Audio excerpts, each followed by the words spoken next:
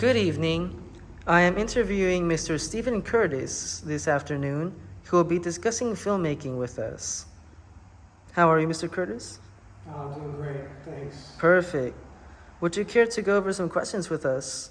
Sounds good, yeah, please. Thank you. This is for my informational career interview video for Counseling 12 on the industry I plan on dedicating myself to, which will be filmmaking.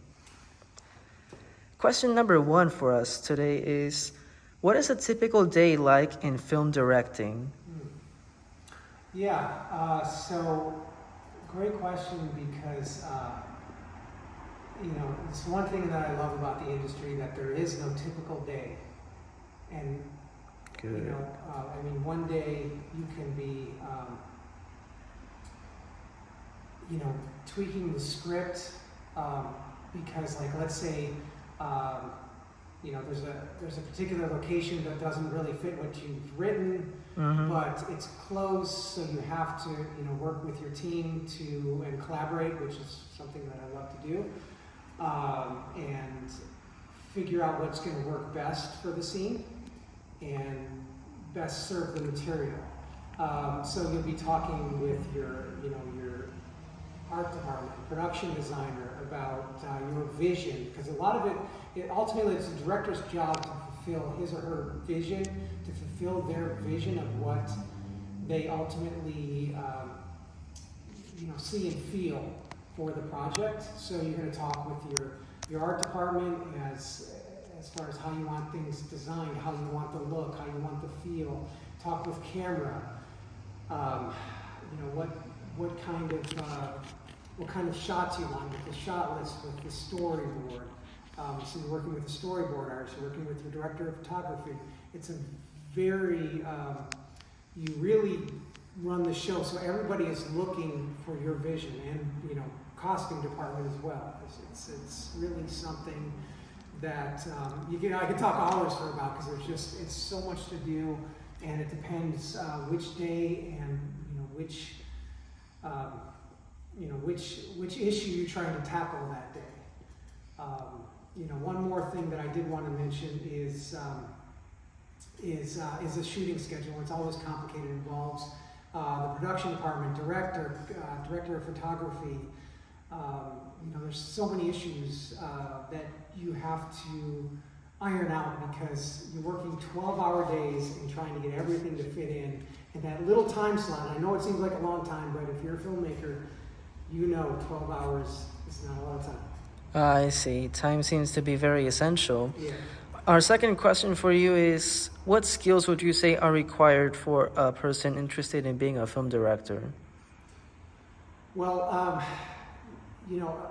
there's a lot of people from a lot of different backgrounds. The more diverse your training is, the better. From being an artist, studying acting, studying the camera, understanding what the different lenses are. Now, these aren't all mandatory. There's certainly a lot of directors that don't necessarily have that background, but it helps. It helps to be able to talk to your cinematographer about lenses, and here's, like, I want something tighter with the background out of focus, with the shallow depth of field, understanding what those things mean. You'll know how to speak the language with your cinematographer. Knowing art, so you can draw some of, you have a storyboard artist, but it helps to be able to visualize and put these things together in your head. Acting, it helps to have that background so you can relate, and to a certain extent, tell your actors what you want, and understanding what a good performance is. A lot of diversity in the industry really helps. I see. It seems like diversity and communication are very imperative. Communication's huge, and you got to be able to talk to all departments. Question number 3 is, best part of the job would be what? Oh man, the best part of the job is collaboration. I love working with a good group. It's your job. It's a producer's job, but director's job to compile a team of people that you trust and can trust with your baby, can trust that your vision will be fulfilled. So that collaboration, I love it. I love working with others in this field. Interesting. So this must be a very collaborative industry. It really is. And, listen, there's some directors who have different styles and they rule with an iron fist and it's like my way or the highway. It's like, they know what they want, they know their vision, and you better get it. And that's okay. That's their style. Certainly a lot of successful directors like that.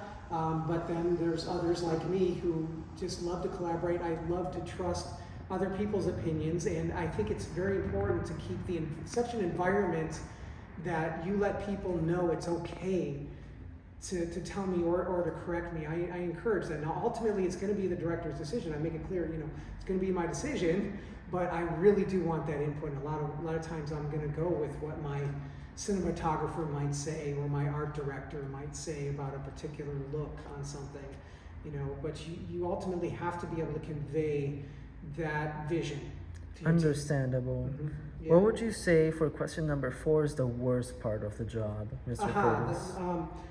The worst part of the job, it is inconsistent. It can be stressful. Things that you were counting on, if something doesn't come through, you got to be able to work on your toes, be able to improvise. It's so important, and that can be stressful. It can be stressful after a long day. You work towards something for an entire day, you rehearse something, and somehow it doesn't work out. Maybe if you're doing a stunt in a scene that day and it doesn't work, something goes wrong. You got to be able to be flexible and to keep a cool head, to keep yourself calm and centered and positive, and not let negativity get you. Sometimes you're on a set where there's a lot of negative people and they bring it down. It's not an ideal set. So if that's the case, you still got to be positive and you got to bring that energy. Question number 5. What kind of people are suited for filmmaking and what kind do poorly at it? Patience, man. Like if you want something to happen overnight, like I've been to so many projects like that are in development, it could be years you're in development for a project. But if you believe in it, you believe in your project, you believe in your vision, you have to have the ability to be patient and see it through and believe that it's going to work out. You're not going to know, day to day, you may not going to get tons of results, but just ultimately know, where you want to go and have that determination, have that belief in yourself and your team that you're going to make it happen and it's going to work out some way.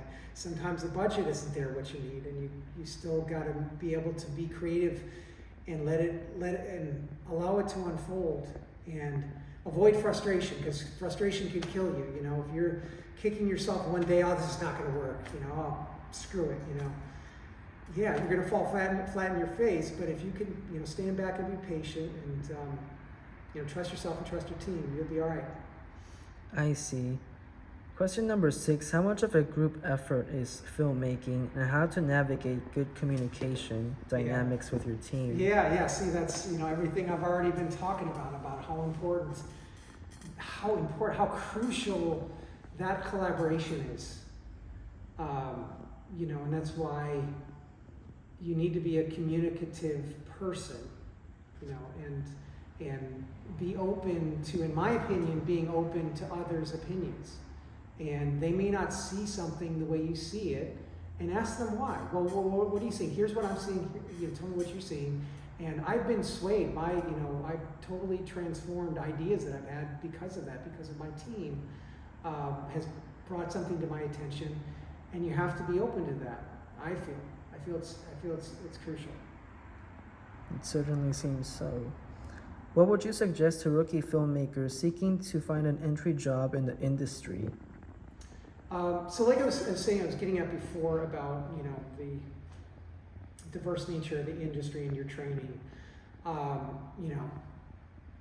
Starting out, taking acting classes, and taking them seriously. It's just knowing what an actor goes through, knowing what it takes, knowing what a good performance is, understanding, taking some writing classes, even if ultimately you're not going to write, understand, what it takes and what you need to be able to pull off as a director. You know, at least getting some basic camera knowledge. So if you're a PA, you know, just start out as a production assistant and get out there. Production assistant for camera department, for art department. See what happens on the set. You know, observe that director. You know, take some time to do that. It's important. I'm glad I'm considering all of those things in my college courses with SMC. What would you say is a realistic salary for a beginning filmmaker, Mr. Curtis? Okay, so yeah, good question. You know, obviously, if you're looking to get rich quick, you know, it's obviously not the industry, but starting out, you know, minimum wage kind of thing. I mean, if you're gonna be a production assistant, minimum wage, you know, you can be willing to intern some, just so you can get on set, just keep working. Whether it's, like I said, yeah, you know, on set, just a general production assistant or a particular department. Even here's one for you too. Working as an assistant or an intern for a casting director. That would be very valuable as well. Interesting. Yeah.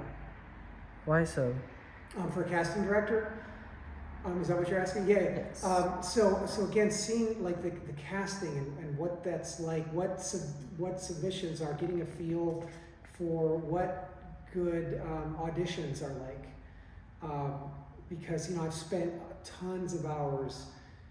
You know, tons and tons of hours just casting, you know, casting whether as a producer or as a director, like looking over auditions, and it's really, really helpful it'll be helpful for your future as a director. I see. For question number 9, would you say that film school makes a difference? Yeah, absolutely, because you know, the experience you can get guidance from obviously seasoned professionals, you know, huge. You know, now with that said, you know, there's nothing like being on set and experiencing that. So in film school, yeah, you get some of that as well, of course, but also just, you know, getting out there in the industry and working and struggling and going, meeting people, going through what it takes. But film school, yeah, great for that. Also great for connections, meeting people, and you know, your future team. That is very well thought out, Mr. Curtis. We have one last question for this interview. At number 10, would you say in your experience that filmmaking is an inward or outward energy exercise? Man, it's both. It's both, because you know you're going to need that time as an artist to be introspective, to look within yourself, look at your life experiences, and utilize that for the vision for the project ultimately that you want to create. And then also, you know, also again, like I said, reaching out, collaborating with other people. So yeah, it's all of the above, honestly. I see. Thank you very much for your time, Mr. Curtis. Sure, great talking with you. Have a good night. Thank you. Bye-bye.